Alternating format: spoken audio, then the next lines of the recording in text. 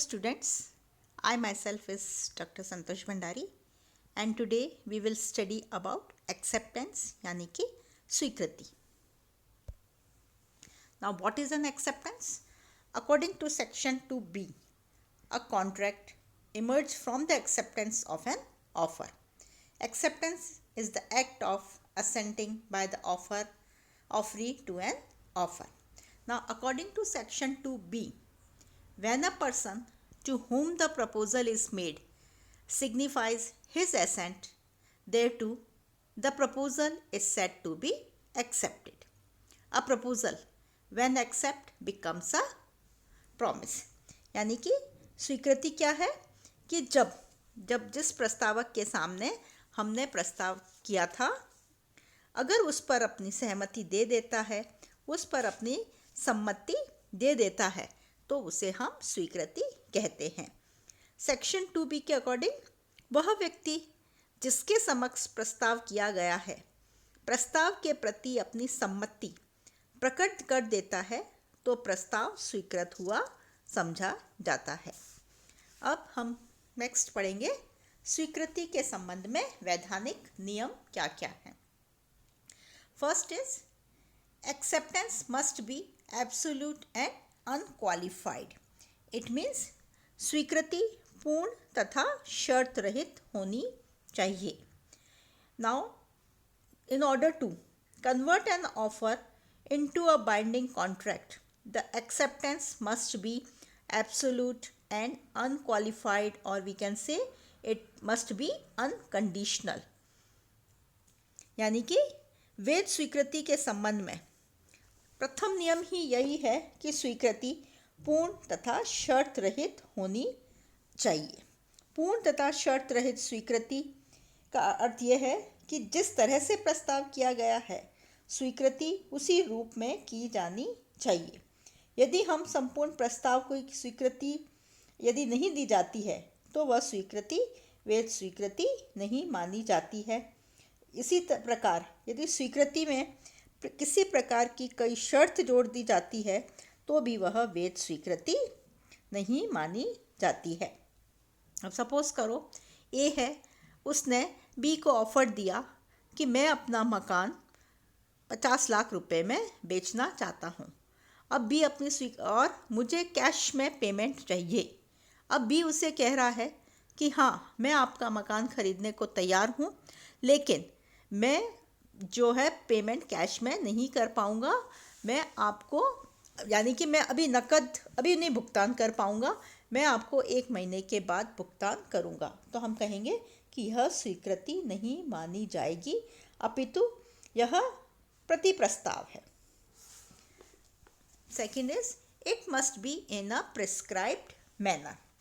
Now the acceptance must be in the manner और mode prescribed by the offerer. Where no mode has been prescribed in the offer, the acceptance may be given in some unusual and reasonable manner. यानी कि जो स्वीकृति दी गई है, वह प्रस्ताव में निश्चित की गई विधि के अनुसार होनी चाहिए. यदि प्रस्तावक ने प्रस्ताव की स्वीकृति की कोई विधि निश्चित कर दी है, तो स्वीकृति हम कहेंगे उसी विधि से दी जानी चाहिए. यदि स्वीकारकर्ता किसी अन्य विधि से स्वीकृति दे देता है, तो प्रस्तावक निर्धारित विधि से स्वीकृति देने पर जोर दे सकता है. यदि प्रस्तावक निर्धारित की गई स्वीकृति देने पर जोर नहीं करता है, तो वह अन्य विधि से दी गई स्वीकृति से बाध्य होगा. यानी कि अगर वह कोई विरोध नहीं करता है, वह उस स्वीकृति को स्वीकार कर देता है, तो ये प्रस्तावक की मर्जी. अन्यथा जो स्वीकृति दी जाती है, वह उसी रूप में दी जानी चाहिए जिसमें कि प्रस्ताव करते समय कहा गया है. Acceptance may be given by performance of condition. Section 8, according to section 8, an offer may be accepted by performance of condition or act required by the offeror. यानी कि now suppose in response to an offer of reward from A to the finder of his lost article, B restores the found article It is an acceptance by performance of condition. B is entitled to the reward. यानी कि प्रस्ताव में जो हमने स्वीकृति दी है वह प्रस्ताव की शर्तों का निष्पादन कर भी दी जा सकती है। इस संबंध में हम देखते हैं carbolic versus carbolic smoke ball company का जो हमने इससे पहले वाले वीडियो में हमने एग्जाम्पल पढ़ा, उसके अकॉर्डिंग वहाँ पर शर्तों का निष्पादन करके कार्लिक ने जो है उस प्रस्ताव पर अपनी स्वीकृति दी थी। यानी कि कोई भी व्यक्ति प्रस्ताव की स्पष्ट रूप से स्वीकृति नहीं देता है, बल्कि वह क्या करता है, प्रस्ताव में जो वर्णित शर्तें हैं उनको पूरा कर देता है तो भी उसे स्वीकृति माना जाएगा। Next is it may be given by acceptance of consideration. According to now section 8, an offer may also be accepted by the acceptance of consideration forward or sent along with the offer by the offerer। यानी कि यदि जो राशि कुछ दी गई है उसको स्वीकार कर भी स्वीकृति दी जा सकती है। नेक्स्ट है इट मे बी एक्सप्रेस और इम्प्लाइड। यानी कि जो हमारी एक्सेप्टेंस है वह एक्सप्रेस और इम्प्लाइड किसी भी तरह से हो सकती है। The acceptance may be expressed when acceptance of any offer is made in written or spoken words. The acceptance given otherwise than in the words is known as an implied acceptance। यानी कि स्वीकृति जो है हमारी स्पष्ट और गर्भित किसी भी रूप में हो सकती है। जब स्वीकृति शब्दों के स्पष्ट उच्चारण करके अथवा लिखित रूप में दी जाती है तो वह स्पष्ट स्वीकृति कहलाती है।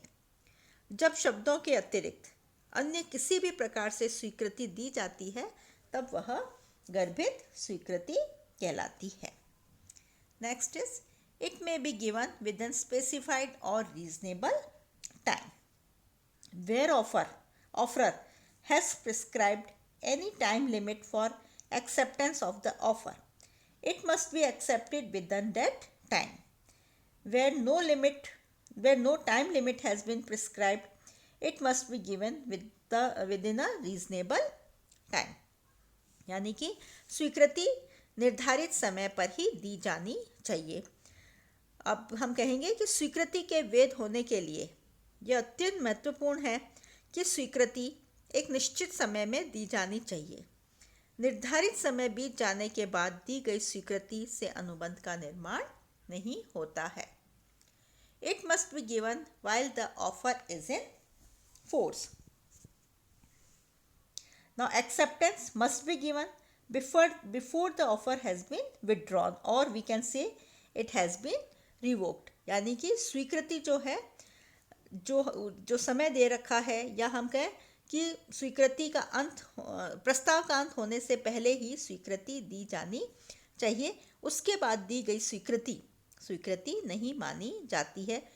यदि प्रस्तावक ने अपने प्रस्ताव को वापस ले लिया है तो ऐसी स्थिति में उसके बाद दी गई स्वीकृति नहीं मानी जाएगी।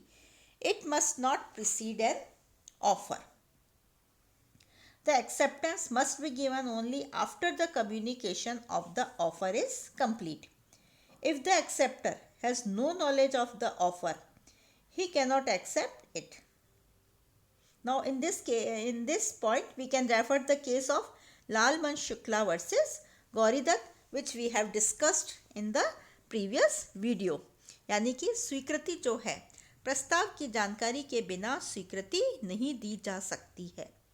यदि कोई व्यक्ति प्रस्ताव की बिना जानकारी के स्वीकृति देता है तो उसे उस स्वीकृति का कोई महत्व नहीं होता है।